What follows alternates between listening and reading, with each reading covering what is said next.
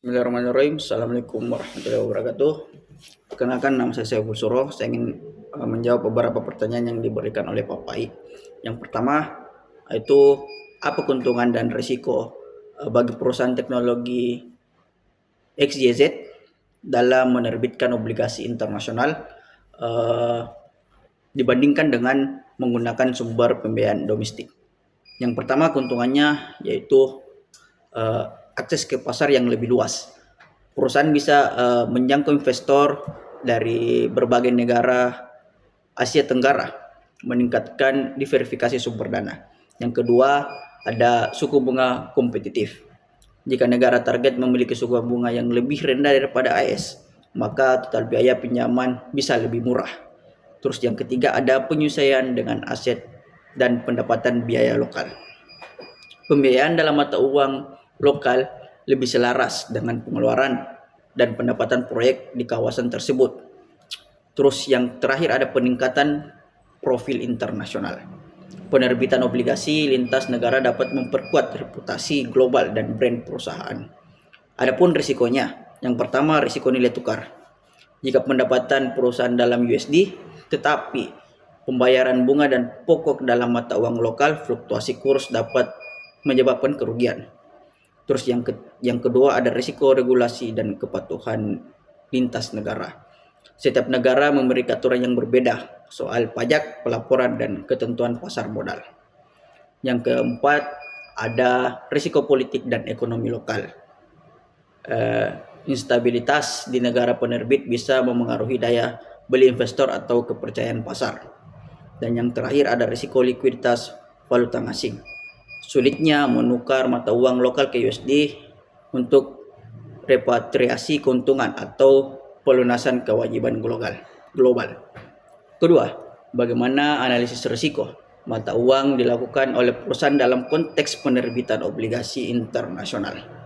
Perusahaan seperti teknologi XYZ melakukan analisis risiko mata uang dengan beberapa langkah.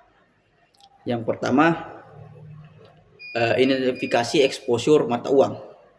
Nilai total obligasi yang diterbitkan dalam mata uang asing. Yang kedua, arus kas keluar, bunga dan pelunasan pokok, dan arus kas masuk dalam operasi lokal.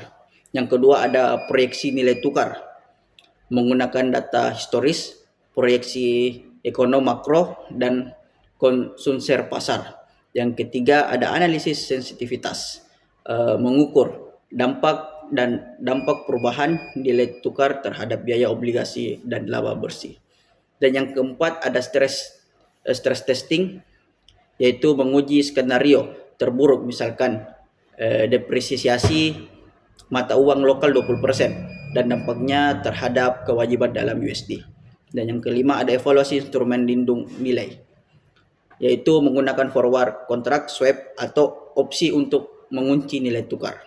Dan yang terakhir, ada pengelompokan utang berdasarkan mata uang dan wilayah, yaitu menyesuaikan struktur uang agar selaras dengan pendapatan lokal atau natural hedge gain.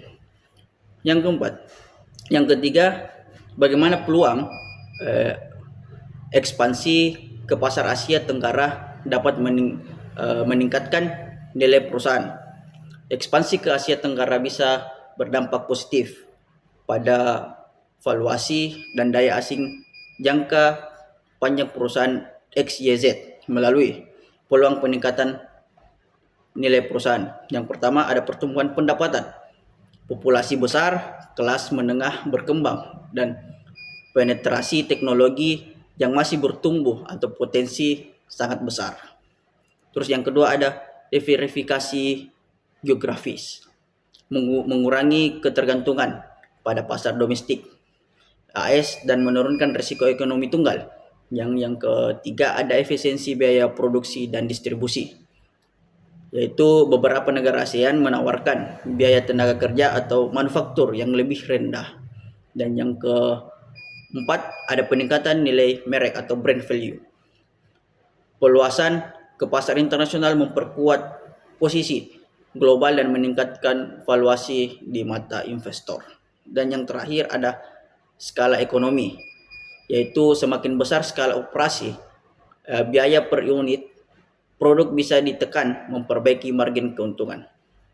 Jika ekspansi dilakukan dengan pengelolaan risiko yang baik, ekspansi ini tidak hanya meningkatkan pendapatan, tetapi juga meningkatkan nilai intrinsik perusahaan dan daya tarik sahamnya di pasar modal global. Yaitu kesimpulan dari semua jawaban di atas, yaitu yang pertama, keuntungan obligasi internasional, yang artinya sumber dana murah, diverifikasi, dan natural hedge gain. Yang kedua, risiko obligasi internasional, yaitu kurs, regulasi, dan politik dan likuiditas. Dan yang keempat, yang ketiga ada risiko manajemen risiko kurs, yaitu identifikasi, proyeksi, stress test, dan hedge gain. Terus yang terakhir ada manfaat ekspansi ASEAN, yaitu pertumbuhan pasar, diverifikasi, dan nilai tambah. Itulah tadi jawaban yang mungkin bisa saya sampaikan. Kurang dan lebihnya mohon dimaafkan. Assalamualaikum warahmatullahi wabarakatuh.